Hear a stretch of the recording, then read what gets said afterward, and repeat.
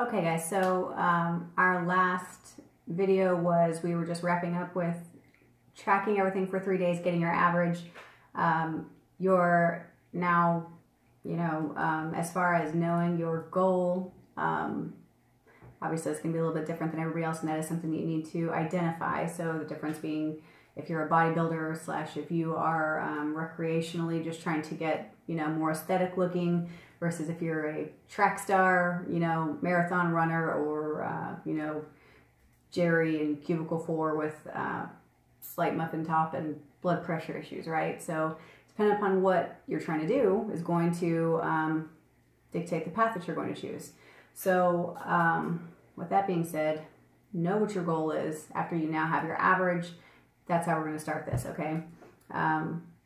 Practicality in that is going to be a huge focus as well. If you are, let's say, Jerry works at a factory and he works 12-hour shifts and he works nights, and he gets 2 30-minute lunch hours, or times to eat, and he is exhausted all the time and doesn't have a lot of prep time. So that matters. Practicality of how you're going to put your meals together, how much protein you can get in throughout the day depends on how many meals you can eat throughout the day. And let's touch on that really quick. So the difference between intermittent fasting and those people that you hear about that are eating 5 times, 6 times a day, and you're going, oh my gosh, I could never eat that much. I only eat 1 time a day, and it's only strategically placed at where I get home, and that's when I'm most hungry, and I really don't eat that much, and I'm never hungry, and I can't believe that I gained this much weight from this type of lifestyle. A couple things. Your appetite will tell you a little bit about your metabolism. The slower your metabolism is, the less hungry you're going to be. The faster your metabolism is, the more hungry you're going to be, for starters. Okay, so if you're one of those people who says, well, I really don't eat a lot, I can't understand why I weigh this much, and I'm just never hungry, so I don't know how I'm going to fix this, it's because you don't eat often and proper enough in the right amounts, that you also don't have a fast metabolism, and that's also why your appetite is what it is. So nobody is accusing anybody of having, being a closet eater, or I don't know, well, I'm a closet eater. I will get McDonald's little dipped cones. I will hide so I don't have to share those with my children. I am absolutely a closet eater, but all that aside, it doesn't necessarily mean that you're going to be overweight, and not eating a lot doesn't mean that you won't be overweight. So throw all those out and just kind of understand a few concepts, okay? If you're going to try to shoot for reduction of your total calories, and let's say that we found out your total calories, we're going to use Jerry for instance, okay? Jerry has total calorie count of 3,000 is what he was averaging, right? And he was averaging of those, because he tracked it for that 3-day period, he averaged 120 grams of protein. His carbs were roughly 315 grams, and his fats were 140 grams. This is typical. This is pretty average for men who come in. Jerry is, for this demonstration, he's 5'11", he's 34, he's 280 pounds, and of that, he got on my scale and he has 180 pounds of lean body mass. By the way, lean body mass is it's just another algorithm, right? They're going to get you on the scale, and it's going to put together a formula based on your gender and a couple other things, and it's going to give you a guesstimation, and that's it. That's it. But it gives you a good starting point, right? Just like everything else. So, according to Jerry, if you asked him, okay, well then what's your activity level?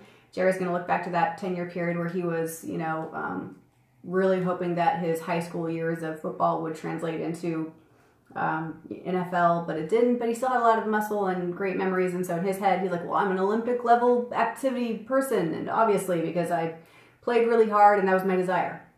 Versus the actual story of he works 12-hour shifts with mild lifting and medium activity, right? So everything is subjective. What people think in their head of their activity level is not necessarily what's translatable. I'm being a little bit facetious, but you understand the idea. As far as getting Jerry to eat 180 grams of protein per day to match the amount of lean body mass that he has, which by the way is a whole other conversation. Small snippet here.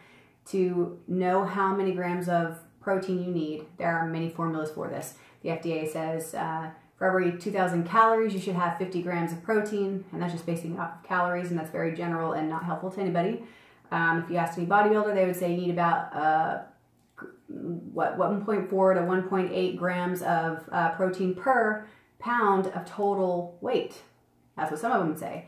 Others would say, no, it's per lean body mass. Again, I'm going towards practicality.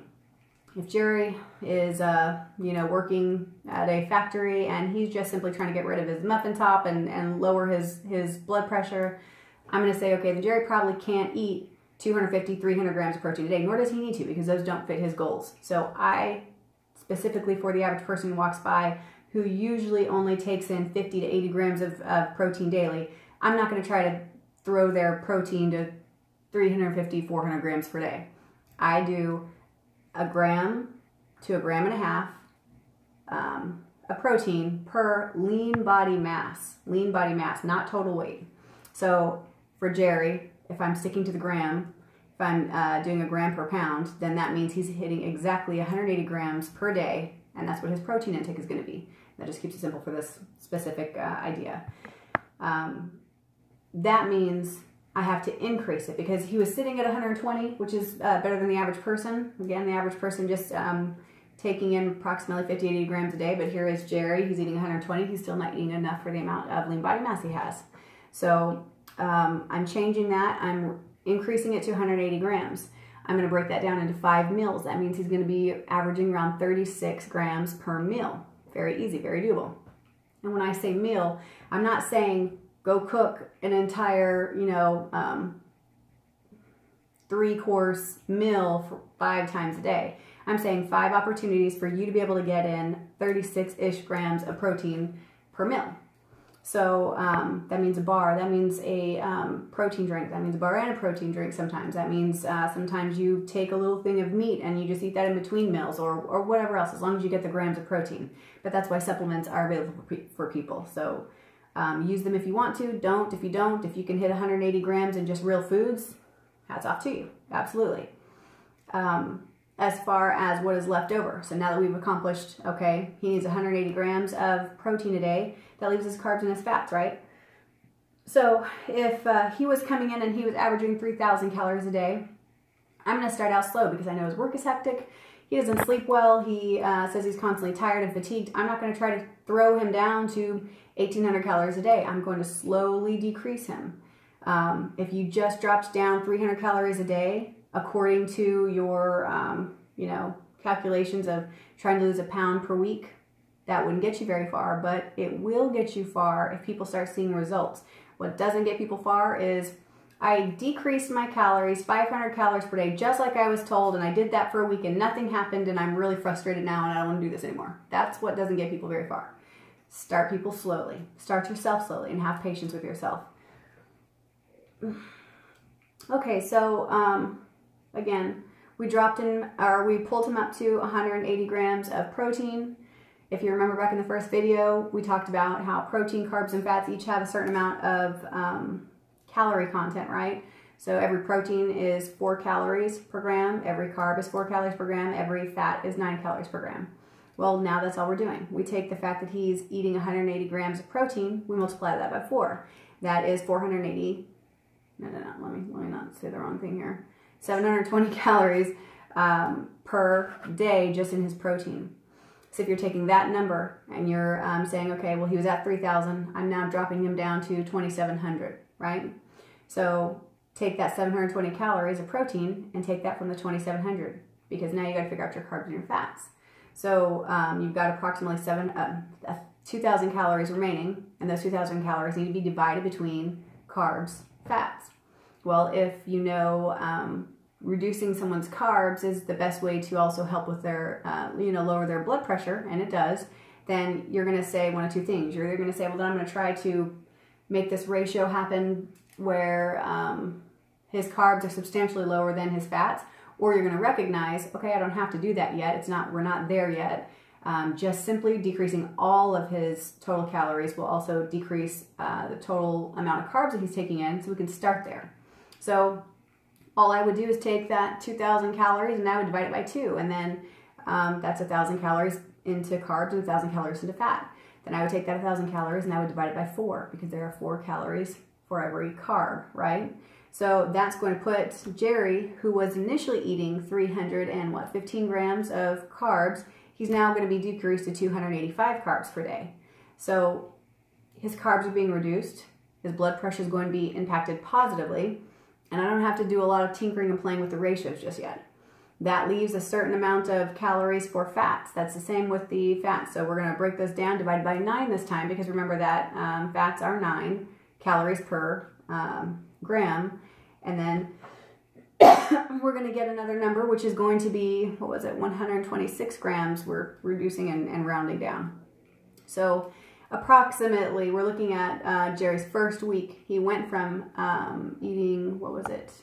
Where are we at here? He was eating 120 grams of protein. We've increased it to 180 grams.